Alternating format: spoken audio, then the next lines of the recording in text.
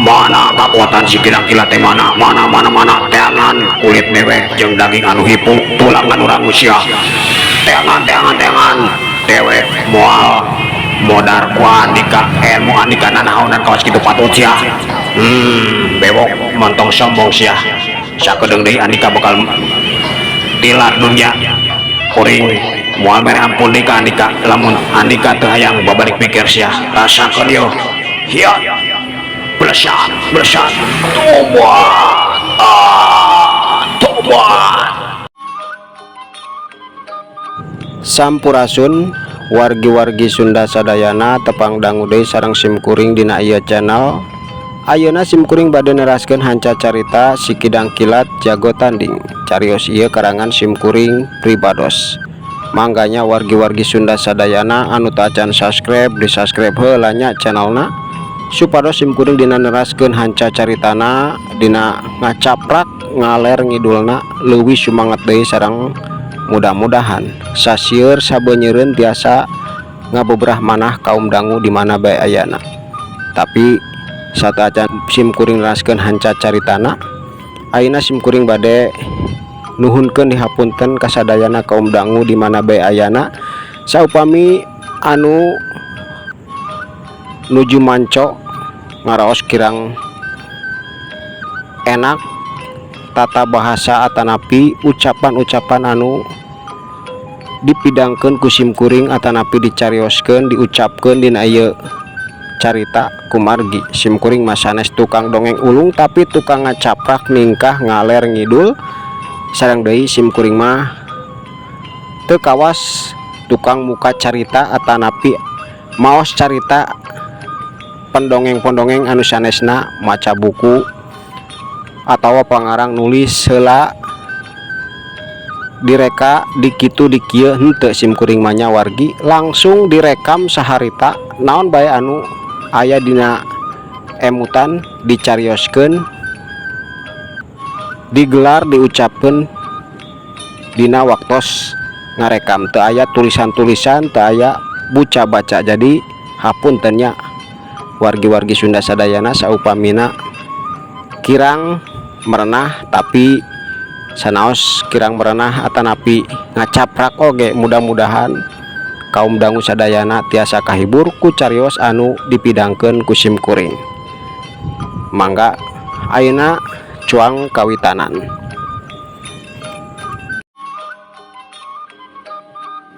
Lima jawara teh waktu harita ngan saukur nembongkeun beungeutna nahan ka nyeri jeung mata ngaburial kawas arek kaluar kabeh kulantaran ngararasakeun ka nyeri. Tetep bae awakna teh can bisa gerak kawas samemehna atuh puguh bae Aki Banaspati teh kacida amekna can sadar kaayaan muridna teh keur dina pangawasa jalma anu geus nyieun maranehna teu bisa kukumaha deui salianti nangtung kawas patung. Setan ada di kate goblok nagawe naon kita tadi macedok di tempat kamana lima wanu jatah sia kamana goblok cebrot waktu eta lima jawara teh awakna kawas bal ditajong gorentel ka ditu gorentel ka dieu bari beungeutna geus boborot ku getih ngaluarkeun getih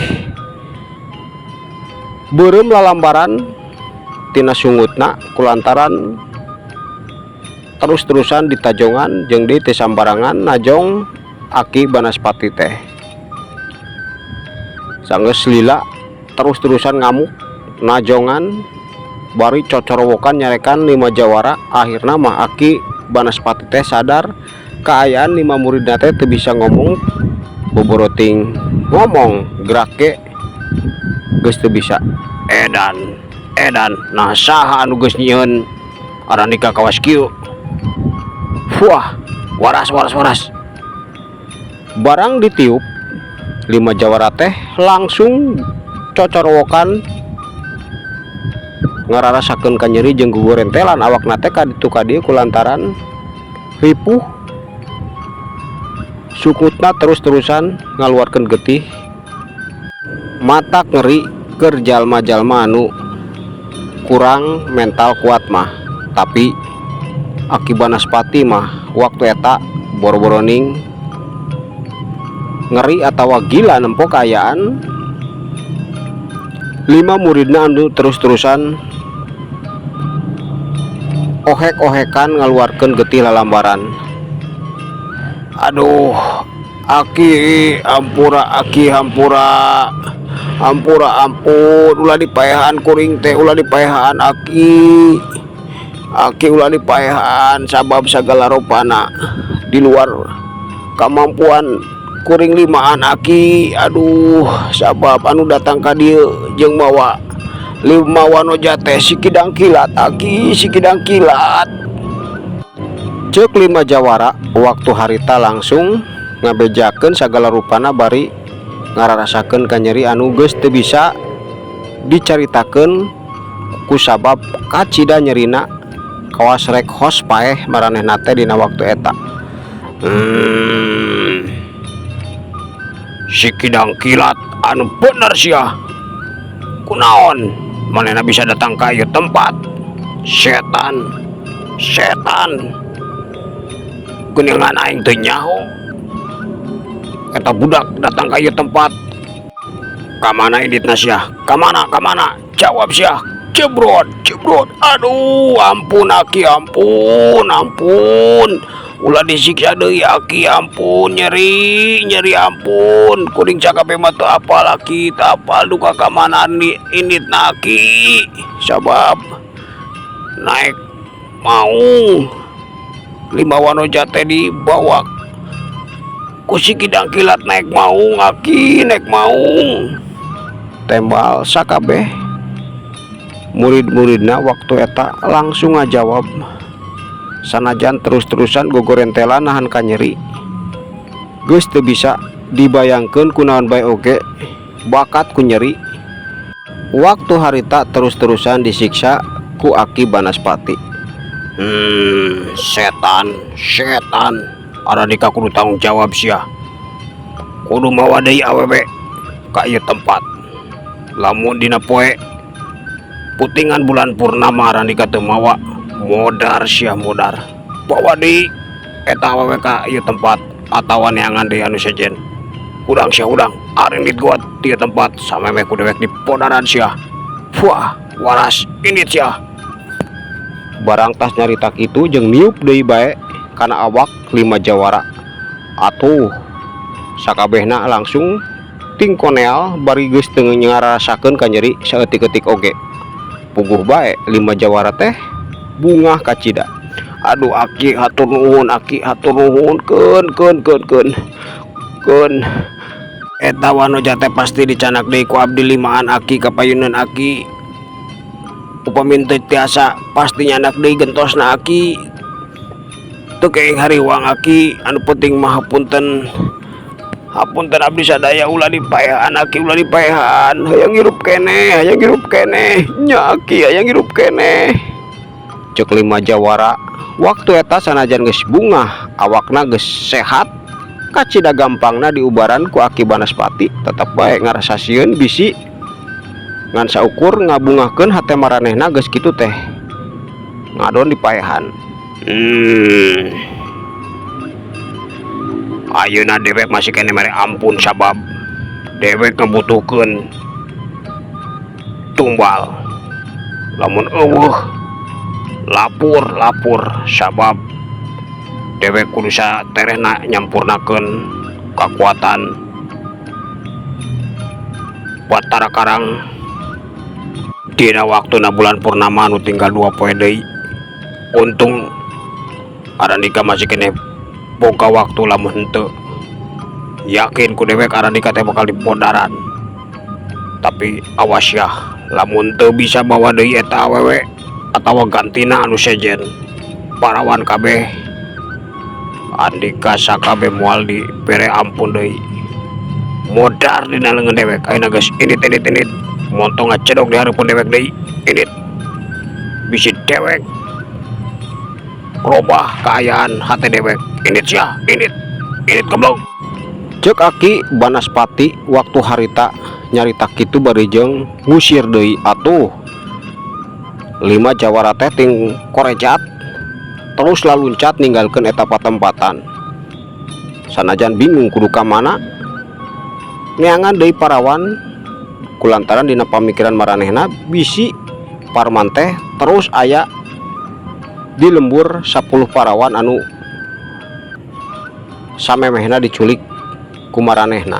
Lamun bener teh aya di lembur eta terus-terusan tangtuna manehna limaan moal bisa kukumaha eta anu waktu eta muter dina pamikiran 5 jawara barang geus nepi ka tempat anu geus jauh ti eta leuweung reg bari ngahegak capek limana teh dariung ngajemprak dina jukut bari ngusapan tarangna anu renung ku kesang. Aduh cilaka euy cilaka kudu kumaha laku urang ayeuna bakal menang deui parawan atawa moal sabab ngan saukur 5 parawan anu bisa nyamung nyawa urang lamun teu bisa geus pasti bakal modar urang teh moal panjang deui umur. Ceuk pamingpina waktu eta muka carita bari napasna teh masih kene reng hapranjuk. Bener Kang, aduh cilaka tadi mah asa geus hos geus teu mikir rek hirup deui Kang sabab aduh urang teh geus apal Aki Banaspati lamun geus ambek moal mere hampura tapi untungna heueuh masih kan aya 2 poe waktu lamun eueuh mah wah geus ieu meureun mencret urang teh awak teh geus hancur. Cek opat anak buahna waktu harita nyararita kitu bari sarua jeung manehna ngareng hapranjug dadana teh turun naik kulantaran capek lulumpatan ka cida jauhna hayang bener-bener jauh ti markas Aki Banaspati. Ayeuna mah urang teh ulah pondok pangharepan jang datangan deui eta lembur tapi ulah waka langsung asup urang talingakeun heula ti kajauhan. Nah si Kidang Kilat teh geus indit eta lembur atau masih ken aya lamun aya ulah urang kajeun neangan lembur saja deui bahaya moal kuat cilaka urang teh sarua jeung nungguan paneunggul lamun wani asup ka eta lembur deui dina kaayaan si Kidang Kilat aya di eta lembur. Cek jawara lainna waktu eta ngebrehkeun pamikiran manehna. Bener geus atuh ayeuna mah hayu ulah micenan waktu urang kudu saterehna menangkeun parawan mudah-mudahan bener aman eta lembur teh eta pamuda geus indit jadi teh urang bisa mawa deui parawan anu geus lapor dasar sial.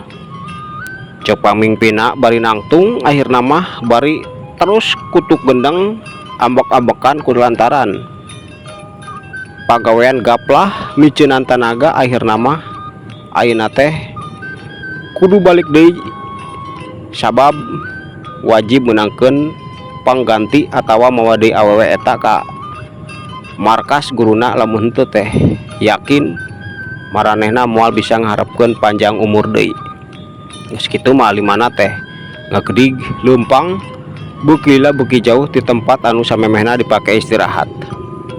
Ayeuna urang tinggalkeun heula kaayaan maranehna caturkeun Parman anu geus ngalampah deui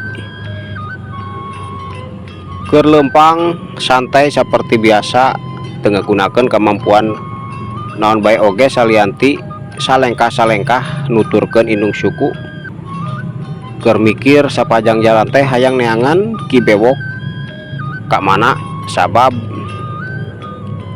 inget kana kanyeri indung bapana kulantaran geus dibinasa ku Ki Bewok. Aduh, di mana sabenerna markas Ki Bewok teh nya? Ayeuna aing kudu fokus neangan eta komplotan moal diantepkeun.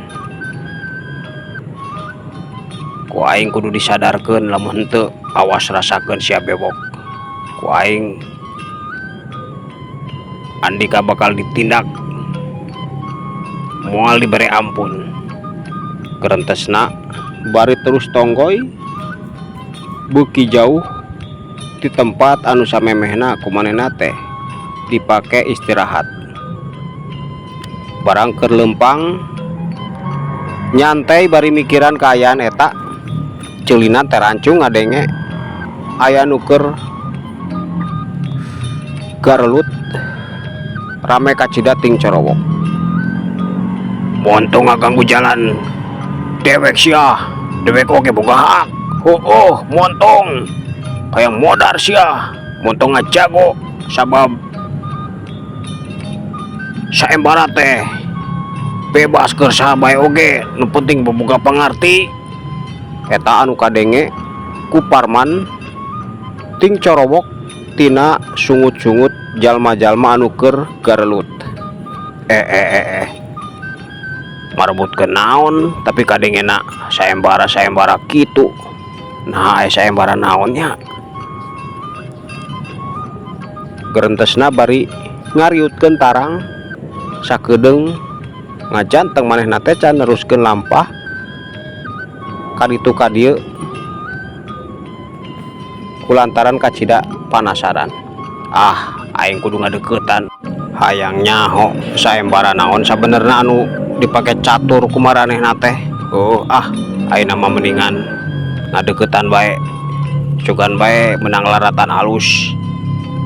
Gerentesna bari neruskeun lampahna, akhirna mah beuki deket tungtungna mah manehna teh geus nangtung di satu kangen tatangkalan anu kebeneran aya tangkal gede di tempat anu ku manehna waktu eta dicicingan. Matana teh seukeut mencrong 10 lalaki anu keur adu hareupan terus-terusan parebut catur anu matak panasaran keur dirina. Setan cek dewek balik deui montong hayang iluk saembara sagala sabab moal kuat sia anu aya oge arandika teh bakal nandonkeun nyawa datang oge kalaka menta paneunggul. Ayeuna mah sok init sabab boro-boro ning kudu ngelehkeun sang jawara anu bakal jadi salaki Lisnawati ngalawan aing liman oge arandika teh moal sanggup sia. Aing kacida yakina arandika teh ngan saukur harus sora hungkul teu gablegna naon sia. Ceuk 5 lalaki anu aya di belah kaler.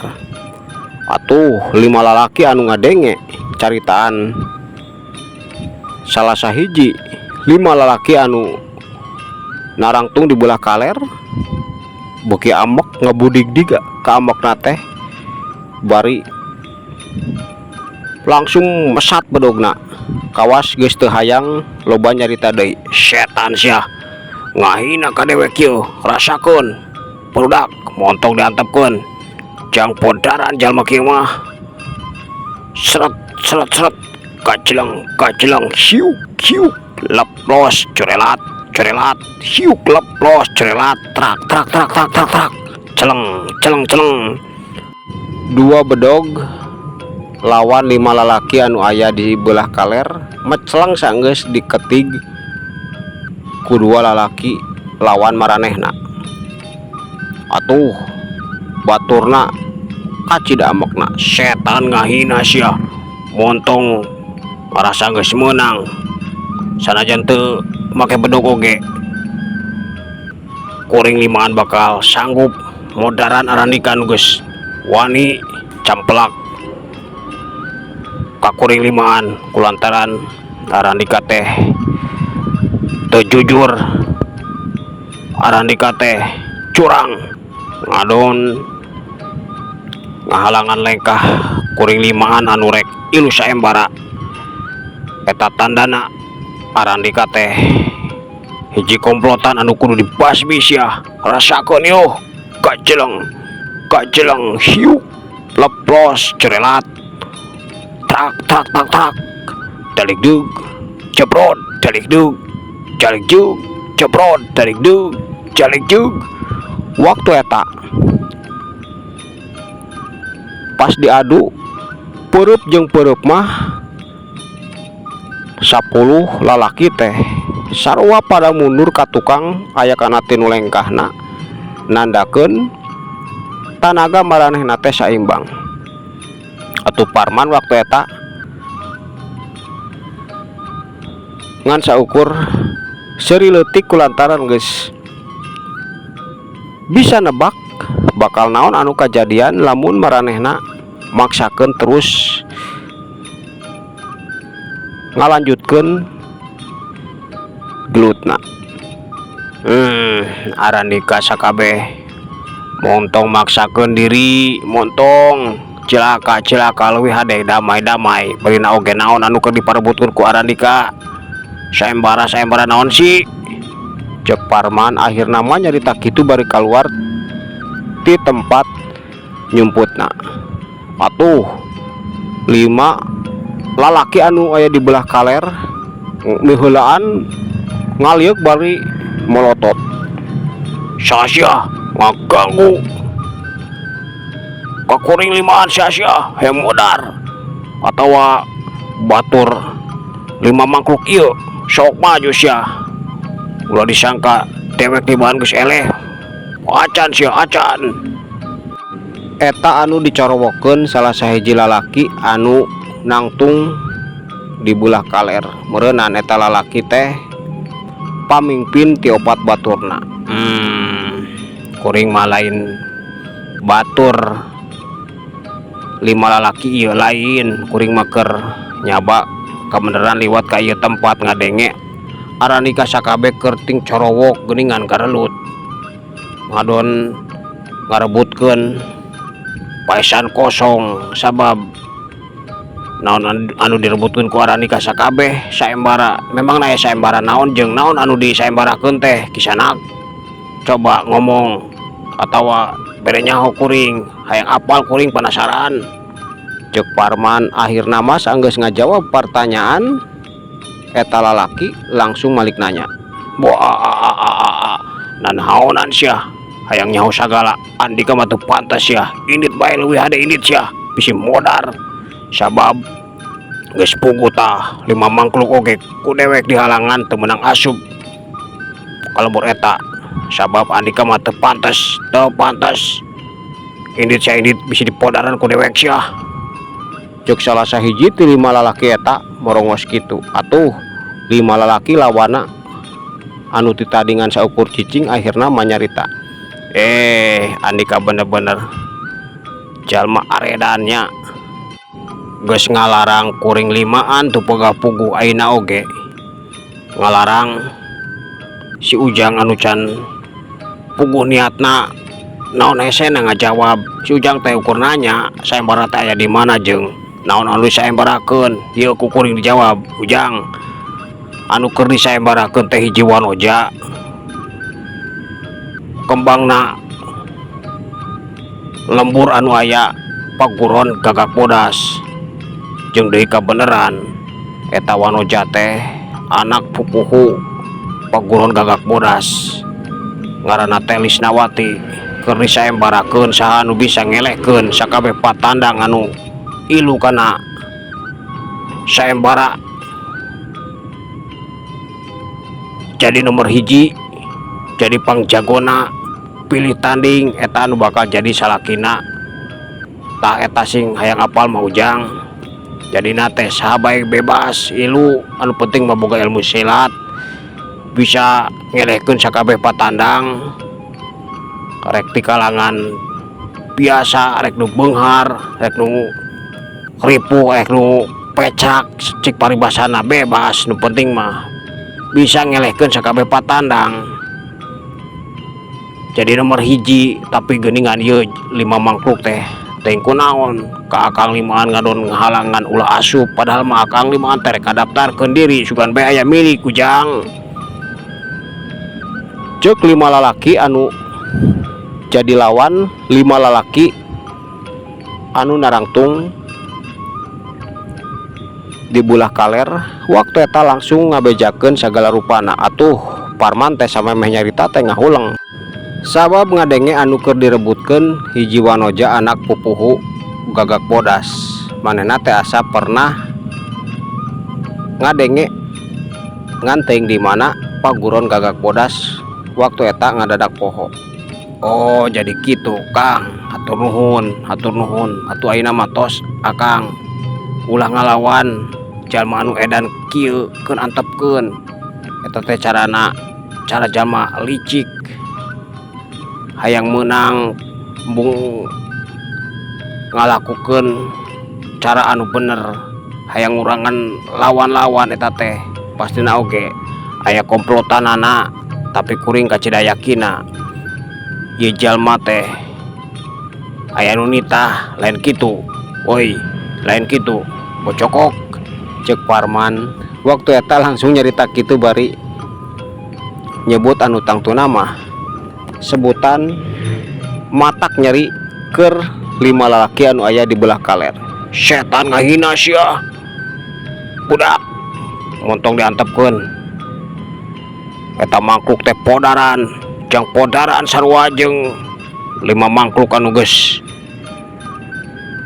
teu daek nurutkeun ka hayang urang podaran we ayeuna podaran kacileng siu blesat cebrot koleang kubrak waktu eta Parman kawasna mah teu hayang loba nyarita atawa loba gerak barang 5 lalaki eta nyanto ka hareupeunana laluncat dipapag ku tenggeulan anu teu meleset saeutik oge ngajebrod kana dada maranehna sakale ewang atuh puguba ting jarungkel utah uger getih lalambaran 5 lalaki anu tadi jadi lawan maranehna colohok ngembang kadu teu nyangka pamuda kasep anu tadi nama disangka pamuda kampung biasa anu keur liwat ka eta tempat geuningan hiji jawara anu pilih tanding sabab dina gerakan oge kacida cepetna teu katitenan ku maranehna nyaho 5 lalaki anu samemehna jadi lawan maranehna geus ngajarongkeng bari utah getih aduh ujang teh saha aduh hapunten akang parantos kumawantun ka ujang hapunten jang hapunten waktu eta 5 lalaki teh langsung nyolongkrong ngajak salaman ka Parman teu kenging kitu teu kenging nyarios kitu akang teu kenging kitu abdi mah sanes saha mung taresep ka jalmi anu sombong asa diri uyah kidul batur mah moal bisa nanaon jadi nawayahna hampura aran dikasa kabeh ku kuring ayeuna diwaras ya ayeuna ini samemeh kuring robah pamikiran lamun henteu bohong teh bakal diparieskeun sia ini sia tinggalkeun ieu patempatan ulah wani-wani ngalarang jalma-jalma anu rek ilu kan eta saembara sabab geus dicaritakeun ku si akang sakabeh oge tadi saembara teh bebas keur saha bae anu rek ilu jeung mampu dina gelut ngalawan sakabeh patandang anu geus nyalonkeun diri jadi sakali dikuring menta indit sia indit ieu tempat indit ya atuh tingkonel 5 lalaki teh teu nyarita berengbeng bari sosoloyongan oge kulantaran bari ngarasakeun ka nyeri ninggalkeun eta patempatan 5 lalaki anu tadi jadi lawan maranehna nyeungsirikeun dasar baracokok edan edan resep jang resep aduh akang kacida bungahna jeung bagja wah kawasna mah ujang teh bakal gede milik engke geura gede milik ujang rek ngadaptarkeun diri moal ujang bisi bade mayap cuang bareng jeung akang sanajan akang mah boga ilmu saeutik arek susuganan, akang mah lain boga pamikiran akang anu bakal menang lain. Sabab rumasa ngaran sayembara teh pasti lawan-lawan teh moal gampang ilmuna laluhur nganerek narokeun milik sugan milik henteu bae ge hitung-hitung naon eta teh hitung-hitung yeun ngembangkeun pangarti ari dipake ngalawan batur mah meureunan kete beuki asak pangarti tak eta sabenerna mah hayang menang ngan rumasa. Kemampuan teh sabaraha komo deui ayeuna ningali kemampuan Ujang. Waduh, hebring pokona Ujang hebring. Lamun Ujang ngadaptarkeun diri pasti lawan-lawan teh moal gampang ngelehkeun Ujang mah. Ceuk lima lalaki waktu eta nyararita kitu. Teu abdi mah akang teu aya niat hoyong ngiring sayembara kumargi. Abdi mah nuju aya di perjalanan bade milarian jalmi anu nuju di pelarian ku diri abdi ayeuna matos mangga bilih bade neraskeun hoyong ngadaptarkeun sayembara majig ku abdi didoakeun mudah-mudahan aya milik ageng keur akang sadaya. Cek Parman nembalan kitu bari teu nungguan jawaban lima lalaki eta awakna teh langsung luncat ngiles sakicep mata ninggalkeun maranehna anu colohok kembang kadu kulantaran bener-bener beuki kataji bae ku kemampuan Parman. Edan saha sabenerna eta pamudanya. Aduh, urang pohon nanya ngaranna euy ngora keneh kasep deui. Waduh, kemampuanna teh luhur pisan. Kelo iraha urang boga ilmu kawas kitu euy. Aduh, eta pamuda lamun ngadaptarkeun diri jadi peserta sayembara kacidayakina lawan-lawan teh bakal kalimir kabeh. Aduh, gerakanna buset mendikat teka tempo saeutik-eutik acan. Cek lima lalaki waktu harita sakabehna kataji ku kemampuan Parman anu teu disangka tianggalna. Sedangkan Parman waktu eta manehna teh geus leumpang deui kawas samemehna kulantaran geus jauh ti tempat 10 lalaki anu keur parebut catur tadi teh ngarebutkeun paesan kosong. Kulantaran sayembara can dimulai maranehna ngadon gelut di tengah leuweung. Aduh, aing kacida penasaran oge ye teh kawas kumaha geulisna eta wanoja pangna di sayembarakeun sagala pastina oge. Lamun teu geulis mah moal disayembarakeun matak disayembarakeun oge loba nu barogoheun matak kitu oge heueuh. Sanajan aing moal iluan oge hayang nyaho bae kawas kumaha penasaran sugan bae menang laratan kaayaan si bewok separa kanca aya di mana nya ayeuna mah leuwih hade aing asup ka eta lemur bae karentesna. Akhirna mah Parman kajurung ku panasaran nangtukeun lengkahna moal ka mana-mana heula rek nuju ka lembur anu aya paguron Gagak Bodas tempat tujuan jawara-jawara anu geus ngadaptarkeun diri jadi calon patandang sayembara. Kabeneran poe harita teh sayembara geus dibuka ku Sugiwa. Waktu eta Sugiwa Sartinah pamajikana jeung Lisnawati anu jadi hadiah keur saha bae anu bakal jadi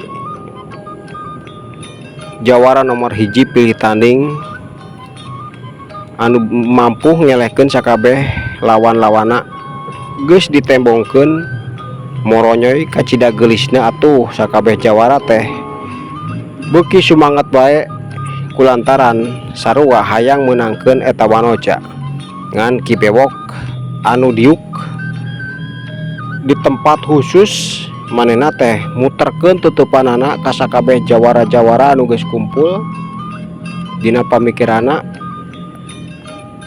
manehna mah bakal maehan saha bae anu engke wani datang rek ngalawan manehna eta anu keur dipikiran Ki Bewok.